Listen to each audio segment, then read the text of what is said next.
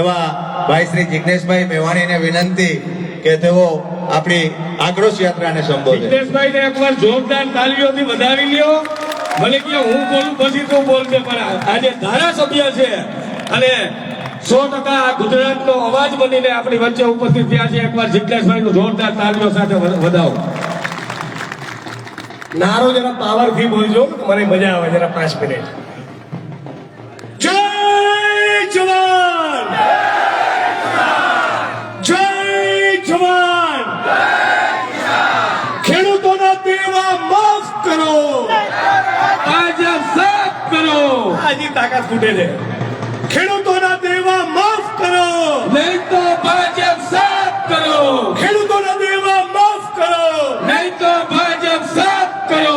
કિસાન એકતા જિંદાબાદ, Congress party જિંદાબાદ. તો આવાજ દો, हमें લડેંગે जीतेंगे, લડેંગે જીતેંગે, ઇન્કલાબ जिंदाबाद. લાગે હવે ચામાં પીધી જાય. તમે આપણી યાત્રાના બધા સૌ સાથીઓ આવી ગયા છે. એ મંચ ઉપર આવતા થાય પછી વાત કરી ને.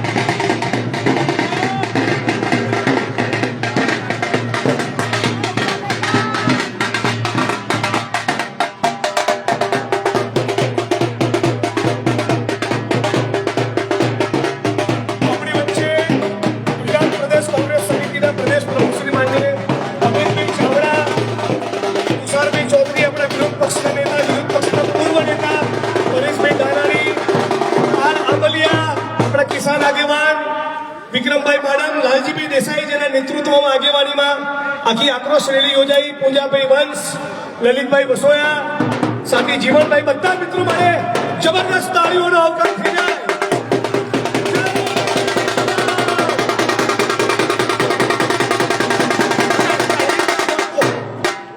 वगाड़ो वगाड़ो. તો તોડી નાખ્યો તો વાંધો નતો. જય જવાન, जय किसान, જય જવાન. जय किसान.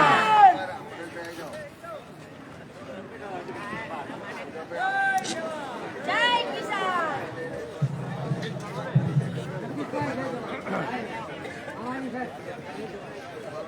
જય જવાન, जय किसान, જય જવાન. जय किसान. કિસાન એકતા जिंदाबाद. ખેડૂતોનું દેવું માફ કરો, नहीं तो भाजप साफ करो, ખેડૂતોનું દેવું માફ કરો, नहीं तो भाजप साफ करो, ખેડૂતોનું દેવું માફ કરો. नहीं तो भाजप साफ करो. ધન્યવાદ. મંચ ઉપરના સૌ સાથીઓ,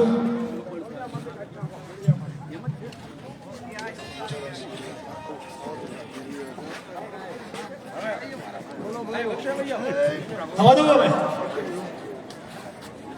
આ બાજુ બધા પોતપોતાનું સ્થાન લેવા વિનંતી. આવો આવો.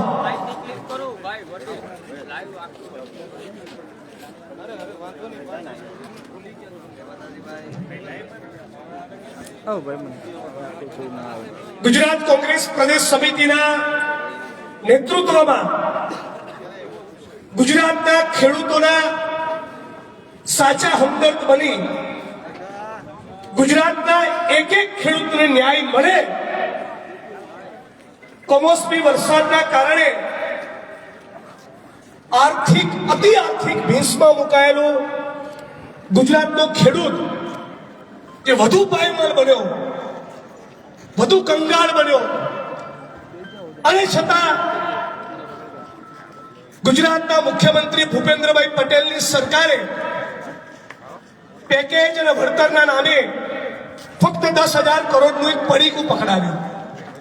આ પડીકાની વિરુદ્ધમાં સમગ્ર ગુજરાતની જનતાને જગાડવા અને ખાસ કરીને ભાગિયાઓ, ખેત મજૂરો અને સમગ્ર ગુજરાતના એક એક ખેડૂતને જગાડવા માટે ગુજરાતના દરેકે દરેક ખેડૂતના દેવા માફ થાય અને જગતનો તાત ગુજરાતનો ખેડૂત પણ એ સાચા અર્થમાં સંપન્ન અને સમૃદ્ધ બને એવી વાત સાથે, એવા વિચાર સાથે સોમનાથથી નીકળેલી આ કિસાન આક્રોશ રેલી, આ ખેડૂતોની યાત્રા એ આજે દ્વારકા પહોંચી છે. ત્યારે લાલજીભાઈ દેસાઈ, પાલ આંબલિયા, અમિતભાઈ, પરેશભાઈ, વિક્રમભાઈ, તુષારભાઈ, લલિતભાઈ વસોયા, તમામે તમામ લોકો માટે, તમામે તમામ કોંગ્રેસ પક્ષના જુજારુ સાથીઓ માટે જેમણે એક સંનિષ્ઠ પ્રયત્ન આપણા ગુજરાત માટે, આપણા ગુજરાતના ખેડૂત માટે કર્યો છે, એના માટે જબરદસ્ત તાળીઓનો આવકાર થઈ જાય. હીરાભાઈ જોટવા પણ આપણી વચ્ચે ઉપસ્થિત છે. સાથીઓ, અનેક વક્તાઓ છે, બહુ લાંબુ ભાષણ નથી કરવાનું, રસ્તામાં અનેક જગ્યાએ બોલ્યો છું, પણ વિડીયોના માધ્યમથી સોશિયલ મીડિયાના જમાનામાં જ્યાં પણ કોંગ્રેસ પરિવારની કે મારી આ રીલ કે મારી ભાવના, મારી લાગણી ગુજરાતના ખૂણે ખૂણે પહોંચે એવું ઈચ્છું છું. હું ઈચ્છું છું કે ગુજરાત અને દેશનો પ્રત્યેક નાગરિક જાતિ, ધર્મ અને ઇવન રાજકીય પક્ષનું કુંડાળું તોડી એક માણસ તરીકે, એક ભારતવાસી તરીકે, ભારતીય તરીકે આ વાત ચોક્કસ પોતાના મનમાં યાદ રાખે કે 2025ના આ દ્વારકામાં, 2025ના સૌરાષ્ટ્રમાં, ગુજરાતમાં, આપણા દેશમાં ખેડૂતની એક દિવસની ખેતીની આવક ફક્ત 27 રૂપિયા છે. કેટલી? 27 રૂપિયામાં અમારા અમદાવાદ શહેરમાં સેન્ડવિચ સરખી નથી મળતી. તમે કલ્પના કરો, મુકેશ અંબાણી 27 માળની બિલ્ડિંગમાં રહે, એનું એક આખું ફ્લોર એની 65-70 ગાડીઓના પાર્કિંગ માટે હોય. એક ફ્લોર 27 માળમાંથી એક માળ ખાલી એની ગાડીઓના પાર્કિંગ માટે હોય. અને બીજી બાજુ જગતનો તાત આપણે જેને કહીએ છીએ, એ ખેડૂતની એક દિવસની ખેતીની આવક એ ફક્ત 27 રૂપિયા છે. 27 રૂપિયાના મહિને 800-900 રૂપિયા થયા. ભારત સરકારનો આંકડો છે. ભારત સરકારના કહેવા પ્રમાણે ખેડૂત પરિવારની મહિનાની આવક 10,218 રૂપિયા છે. પેલા ચોરને સવાલ પૂછવાનું થાય કે ચોર, તો આ ખેડૂતોની આવક ડબલ કરવાનું કહેતો તો તારું મુખારબિંદ તો જરા બતાય, હમણાં તારું જોવું છે. ખેડૂતોની આવક ડબલ કરવાની વાત છોડો, આપણા આ ગુજરાતની અંદર જેને વાઇબ્રન્ટ ને સ્વર્ણિમ ને ગતિશીલ ને જાણે શું શું કહે છે સરકાર, આ જ ગુજરાતમાં તાજેતરમાં હમણાં આ લીલો દુકાળ પડવાના કારણે 3-4 ખેડૂતોએ આપઘાત કરવો પડ્યો, પોતાનું જીવન ટૂંકાવવું પડ્યું. અને છતાં ગુજરાતના મૃદુ મુખ્યમંત્રી ભૂપેન્દ્રભાઈ પટેલે એવું ના થયું કે 2 લીટીનો કાગળ નરેન્દ્રભાઈને લખે કે સાહેબ હવે તો દિલ્હી તમે બેઠા છો.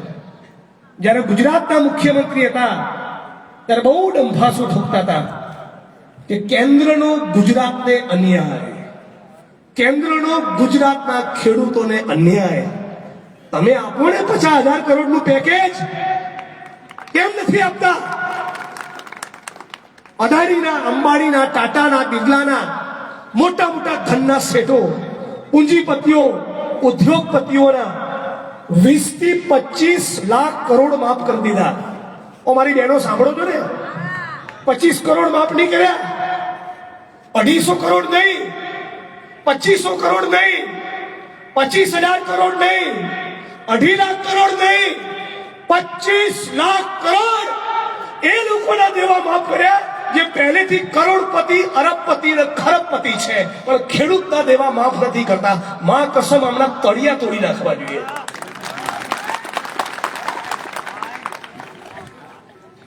એ ગુજરાતની જનતા, કે થાકો, હવે 28 વર્ષ થયા, જરા ઇન્કલાબ કરો.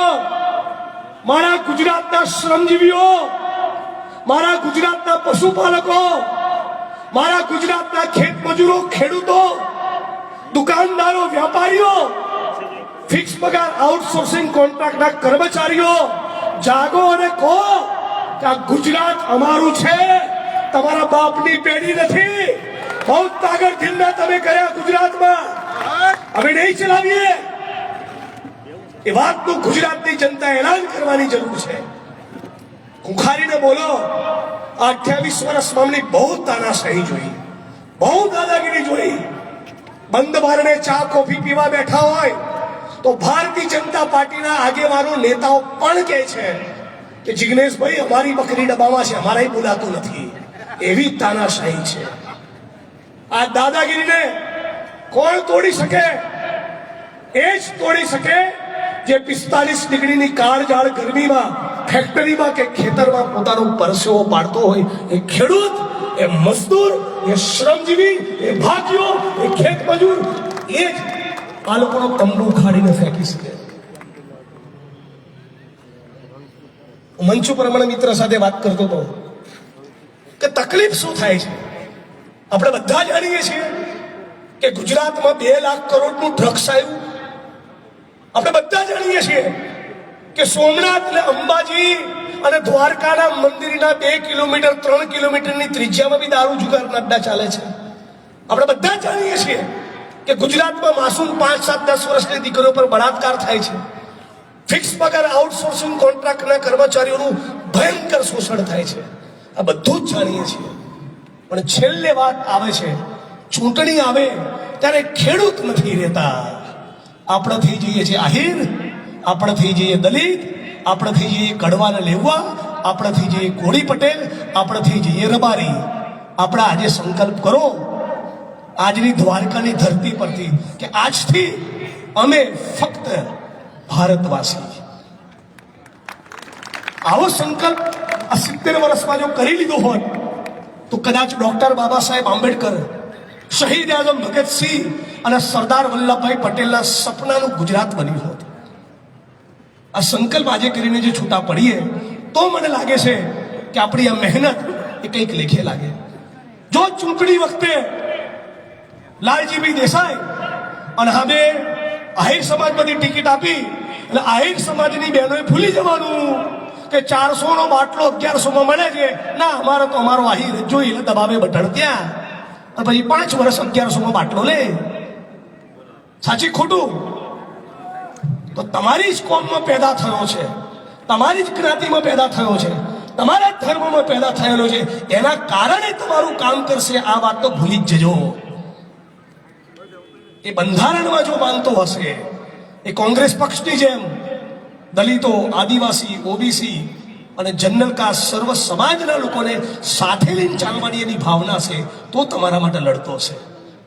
એ જ લાલજીભાઈ દેસાઈ અને એ જ પાલ આંબલિયા છે. જ્યારે રાજકોટમાં અગ્નિકાંડ થયો તો અગ્નિકાંડની આગમાં ભૂંજાયેલા 26-28 પીડિતો માટે 1 મહિનો રાત દિવસ રાજકોટની સડક પર અમે લોકોએ એક કર્યો હતો. એ ભોગ બનનાર કોણ છે? એ કોળી પટેલના દીકરા દીકરીઓ હતા જે અગ્નિકાંડમાં હુમાયા. દલિત સમાજમાંથી હતા, મુસ્લિમ હતા, આદિવાસી હતા, મદારી હતા. કોણ હતા? પટેલ હતા. કોણ? તમને નથી ખબર. આ જ વિચાર કોંગ્રેસ પાર્ટીનો છે. અને એટલા માટે જ ખેડૂતોએ ખાસ સમજવાની જરૂર છે, આખા ગુજરાતે સમજવાની જરૂર છે કે સ્વતંત્રતાના આંદોલનમાં નારો હતો, હિન્દુ, મુસ્લિમ, શીખ, ઈસાઈ, ભારત માં કે 4 સિપાહી. આ વાત લઈને ગુજરાતના ખૂણે ખૂણે જઈએ, જાતિ અને ધર્મનું કુંડાળું તોડી નાખીએ અને સવાલ પૂછીએ ભૂપેન્દ્ર પટેલને કે બોલો પટેલ સાહેબ, મૃદુ થઈને ફરો છો, મક્કમ થઈને બીજા 25-50 હજાર કરોડનું પેકેજ ક્યારે જાહેર કરવાના? પૂછો સાથે મળીને કે ગુજરાતના એક ખેડૂતનું દેવું તમે ક્યારે માફ કરવાના? કહો કે ગુજરાતના ખેડૂતોને ટેકાનો ભાવ ક્યારે મળશે અને બાકી રહેલું નર્મદાની કેનાલોનું નેટવર્ક ક્યારે પૂરું થશે? આ સવાલ આપણે પૂછવાનો છે. અને આ યાત્રા એ પૂરી નથી થઈ, યાત્રા તો હવે શરૂ થઈ છે. હવે તો તમારે બરાબર ઠોકવાનો કાર્યક્રમ શરૂ કરવાના છે. अब तो भाजपा की पिटाई ठुकाई और कुटाई होगी. હવે હમણાં બી જરા મૂડ આવ્યો છે. ખેડૂતો જે પ્રમાણે ગામે ગામ સમર્થન હે લાલજીભાઈ, એ લાલજીભાઈ કે એકદમ બિલકુલ. તો બધા તૈયાર થઈ જાઓ. કોંગ્રેસ પાર્ટી સૌરાષ્ટ્રમાં, ઉત્તર ગુજરાતમાં, દક્ષિણ ગુજરાતમાં તમે જે ખૂણા પર કહેશો એ તમારી વચ્ચે આવીને ઊભી રહેશે. અને છતાં સાંભળો, કહી રાખો એડવાન્સમાં, ટીવી વાળા તો એવી જ પટ્ટી ચલાવશે. ક્યાં છે કોંગ્રેસ? કેમ કે એવું ચલાવવા માટેનું અમને બંડલ મળે છે. એમને કહેજો કે સોમનાથથી દ્વારકા અમારી ટીમના માણસો લઈને નીકળ્યા હતા. સાથીઓ, છેલ્લે એક વાત કહી દે, મારી વાણીને વિરામ આપું છું. માનની અમિતભાઈ, માનની તુષારભાઈ, ગુજરાતના મુખ્યમંત્રી ભૂપેન્દ્રભાઈ અને અમારો બધાનો પગાર સરકારની તિજોરીમાંથી થાય છે. વાત સાચી ને? સરકારની તિજોરીમાં પૈસો આવે છે જનતાના ટેક્સનો, અને ટેક્સ કપાય છે દરેકે દરેક ચીજ વસ્તુ. આ ભાઈ મોબાઈલથી જે રેકોર્ડ કરે છે, મોબાઈલ બજારમાં વેચાય અને કોઈ ખરીદે, એમાંથી ટેક્સ કપાય. તમારા ખેતરનો બાજરો ને કપાસ એ બજારમાં વેચાય ને એમાંથી પણ ટેક્સ કપાય. એ સરકારની તિજોરીમાં જમા થાય અને એમાંથી ભૂપેન્દ્ર પટેલના માનનીય અમિતભાઈ ચાવડા બંનેનો પગાર થાય છે. તો મારો તો પગાર જ ના થાય જો દ્વારકાની સીમમાં કોઈ ખેડૂત પરસેવો ના પાડે, અહીંના કારખાનામાં કોઈ માણસ મજૂરી ના કરે, તો મારો તો પગાર જ નહીં થાય. અને એટલા માટે ભગતસિંહને જ્યારે પૂછ્યું કોર્ટની કાર્યવાહી દરમિયાન કે ક્રાંતિ તમે કરો છો, ક્રાંતિ ક્યાં હૈ? ત્યારે ભગતસિંહે કીધું હતું कि क्रांति से हमारा मतलब है किसानों और मजदूरों के हाथ में सत्ता. અને નરેન્દ્ર મોદીને પૂછો તો કોઈ એવું કહે કે हमारा क्रांति से मतलब है अडानी और अंबानी की जेब में सत्ता. આ બે વિચાર વચ્ચેનું અંતર તમે સમજી લેજો. એક તરફ એ ભારતીય જનતા પાર્ટીના નરેન્દ્ર મોદી છે જે સલમાન શાહરૂખના આમિર જોડે ફોટો પડાવે છે, વિરાટ કોહલીને અનુષ્કા શર્મા જોડે પડાવે છે, અને બીજી તરફ એ રાહુલ ગાંધી છે જે દાડિયાઓ જોડે, ખેત મજૂરો જોડે, ભાગિયાઓ જોડે, કિસાનો જોડે, શ્રમજીવીઓની જોડે ફોટો પડાવે છે. એક તરફ એ નરેન્દ્ર મોદી છે જે મનુસ્મૃતિમાં માને છે, એક તરફ એ કોંગ્રેસ પાર્ટી ને રાહુલ ગાંધી છે કે દેશના બંધારણમાં, સંવિધાનમાં સર્વ સમાજને સાથે લઈને ચાલવાની વાત કરે છે. આપણે બધા જ કોંગ્રેસની વિચારધારા સાથે જોડાયેલા છીએ. આપણે બધાનું કર્તવ્ય છે એ કર્તવ્ય સમજી ગુજરાતના જિલ્લે જિલ્લે જઈશું, તાલુકે તાલુકે જઈશું, ગામે ગામ જઈશું, ખેતર સુધી જઈશું, આખા ગુજરાતને જગાડીશું. અને દેવું માફ ન થાય ત્યાં સુધી આ મુહિમ, આ ચળવળ, આ આંદોલન, આ યાત્રા રોકાવાની નથી. આટલું કહીને મારી વાણીને વિરામ આપું છું. મારી સાથે છેલ્લે નારો લગાવજો. હું કહીશ ખેડૂતોના દેવા માફ કરો, અને તમે કહેશો નહીં તો ભાજપ સાફ કરો. કરશો ને સાફ? તો ખેડૂતોના દેવા માફ કરો. 4 વાગ્યાની ચા પીધા વગરનો અવાજ નહીં ચાલે. ખેડૂતોના દેવા માફ કરો. ખેડૂતોના દેવા માફ કરો. ખેડૂતોના દેવા માફ કરો. લડેંગે, જીતેંગે. આવનારો દિવસ આપણો આવશે. ખૂબ ખૂબ આભાર. ખૂબ ખૂબ આભાર જિગ્નેશભાઈ. યુવા અને જોશીલા અને ખાસ કરીને ખેડૂતોની, મજદૂરોની જે અત્યારની પરિસ્થિતિ છે ને જે પીડા છે એ એમના ભાષણમાં આપણે મહેસૂસ કરી શકીએ છીએ. આપનો ખૂબ ખૂબ આભાર. આપણે કોંગ્રેસ યાત્રા દરમિયાન, કોંગ્રેસ આક્રોશ યાત્રા દરમિયાન જે સતત સાથે રહ્યા અને સતત લોકોને જાગૃત કર્યા.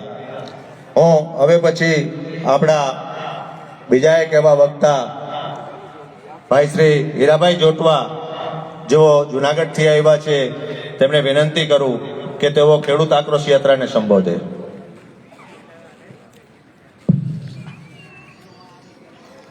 આજની સભામાં ઉપસ્થિત પ્રદેશ પ્રમુખ ભાઈ શ્રી અમિતભાઈ, વિપક્ષ નેતા તુષારભાઈ અને સમસ્ત મંચ, આપણે સોમનાથથી લઈને દ્વારકા સુધીની જે યાત્રા, એ યાત્રા છે એ ખેડૂતોના દેવા માફ કરવા, કમોસમી વળતર પૂર્ણપણે લેવું અને ખેડૂતોનો અને કોંગ્રેસની એક વાત છે કે તમામ જણસી છે એમને ટેકાનો ભાવ આપવો, એમના માટેની યાત્રા કાઢી અને શરૂઆત કરી છે. ત્યારે હું એટલું કહીશ કે ભગવાન કૃષ્ણના ધામમાં જ્યાં એમણે રાજ કર્યું ત્યાં એ દ્વારકાધીશના સાનિધ્યમાં આ યાત્રા સમાપન થઈ રહી છે. ત્યારે એમના જીવનમાંથી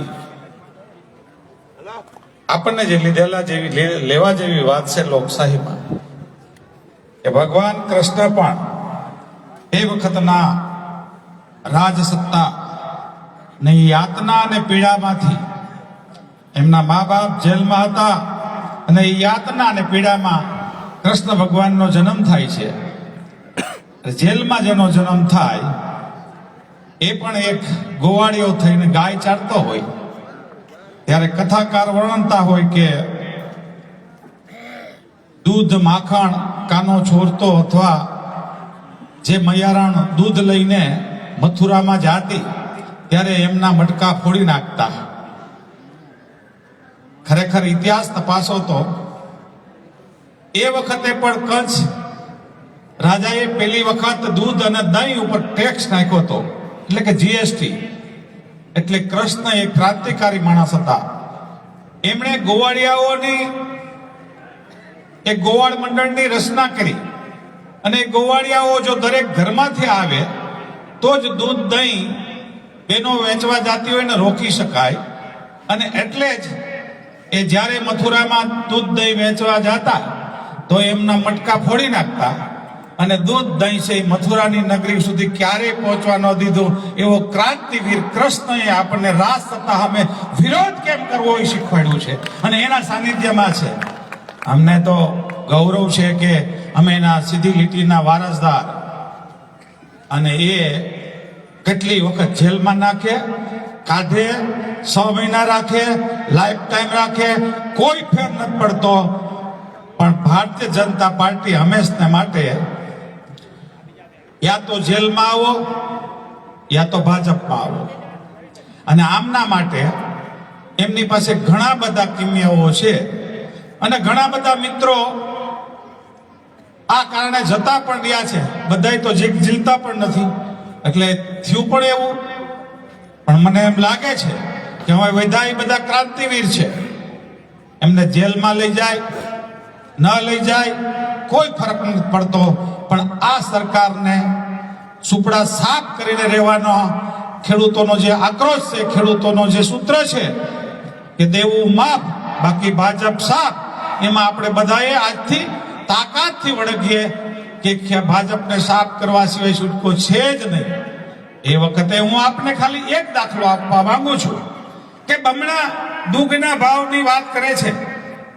એમાં એક જ વાત કરવી છે કે આખા સૌરાષ્ટ્રના કોંગ્રેસની સરકારમાં જેમને સમજ પડતી હતી એવા કોઈ પણ વડીલને પૂછીએ કે એક ખાંડી માંડવી સામે 1 તોલું સોનું આવતું હતું કે કેમ આવતું હતું ને? 1 તોલું સોનું ને 1 ખાંડી માંડવી, 5-7 ખાંડી માંડવી થાય તો 5-7 તોલા આવી જાય, અને જેને 20-25 ખાંડી માંડવી થતી તો 20-25 તોલા આવી જતા, જેથી છોકરાઓની સગાઈઓ આરામથી થઈ જવાતી. ગોધરા સુધી જવું પડતું નતું. આ જેવી એ સરકાર અમને જોઈએ, ડબલ નહીં. આજે પણ અમારે એ સરકાર જોઈએ કે 1 ખાંડી માંડવી સામે 1 તોલું સોનું મળવું જોઈએ ને મળવું જોઈએ. એ જ સરકાર પાછી જોઈએ. મને તો કોઈ કીધું કે ઓલ્ડ ઇઝ ગોલ્ડ, કોઈ કહે કે સોના જેવી સરકાર. એ સોના જેવી સરકાર આજ પણ અમને યાદ આવે છે, કોંગ્રેસની સરકાર હતી. અને જો કોંગ્રેસની સોના જેવી સરકાર પાછી આવશે તો જ 1 ખાંડી માંડવી બરાબર 1 તોલું સોનું થાય. બાકી તો અટાણે એમણે બમણા ભાવ કરી દીધા હોય તો 1 ખાંડીમાં 2 તોલા આવવા જોઈએ, એને બદલે 4-5-6 ખાંડી માંડવી જાય ત્યારે 1 તોલું સોનું આવે. 1 લીટર દૂધ હોય તો ત્યારે 1 લીટર ડીઝલ પેટ્રોલનો ભાવ ઘણા વર્ષો સુધી હરખાયેલા. હવે શું થયું? તો આ સીધી જ વાત છે કે આપણે પશુપાલકો તરીકે દૂધની આવક, યા તો સૌરાષ્ટ્રનું સોનું, ખાસું સોનું એટલે મગફળી, એમની 1 ખાંડી 1 તોલું સોનું એ જે મળતું હતું, ભગવાન દ્વારકાધીશને પ્રાર્થના કરીએ, કારણ કે એ ભગવાન જે કેવો હતો કે જેલમાંથી નીકળ્યો ત્યારે જન્મો ત્યારે રાજસત્તા કેમ બદલાવી એમણે આપણે શીખવાડ્યું છે. લાંબી વાત નહીં કરું, ઘણા બધા નેતાઓ બોલવાનું છે. આપણને પણ એ જ આશીર્વાદ અહીંથી આપે એટલી જ એને પ્રાર્થના કે આ સરકારને કેમ બદલી શકીએ એમની અમને તાકાત આપ, બીજું બધી કોઈ જરૂર નથી. અમને સોના જેવી સરકાર આપ ખેડૂતોને કે ફરી વખત એ દિવસો અમારી પાસે આવે કે અમને એક ખાંડી માંડવી બરાબર એક તોલું સોનું મળે. જય જવાન, જય કિસાન, જય હિન્દ, જય ભારત. ખૂબ ખૂબ આભાર હીરાભાઈ. હું વિનંતી કરું આપણા પૂર્વ ધારાસભ્ય પૂંજાભાઈ વંશને, એ પહેલા મને અમિતભાઈ પાસેથી અમે એક રજા લેવા માંગીએ છીએ પ્રમુખ સાહેબ, કે આખી યાત્રામાં આપ શીર્ષ નેતૃત્વ જે કોંગ્રેસનો કહેવાય એ જે સંઘર્ષ કર્યો છે, તો એ સંઘર્ષને અમે ક્યાંક એવી રીતના અહીંયા ભગવાન દ્વારકાધીશનો ઉપેરણો ઓઢાડી અને આપ બધેનું અમે સન્માન કરવા માંગીએ છીએ. અને બીજી આ સન્માનની જે અમે ટાઈમ લેશું એમાં આપ સૌ જે વડીલો અહીંયા બેઠા છે એ સમયની મર્યાદામાં સમજી અને પણ સમયની મર્યાદાને સમજી અને પોતાનું જે પણ વક્તવ્ય છે એ એવી રીતના આપે કે જે લોકોના દિલમાં ઉતરે. હું વિનંતી કરું પૂંજાભાઈ વંશ.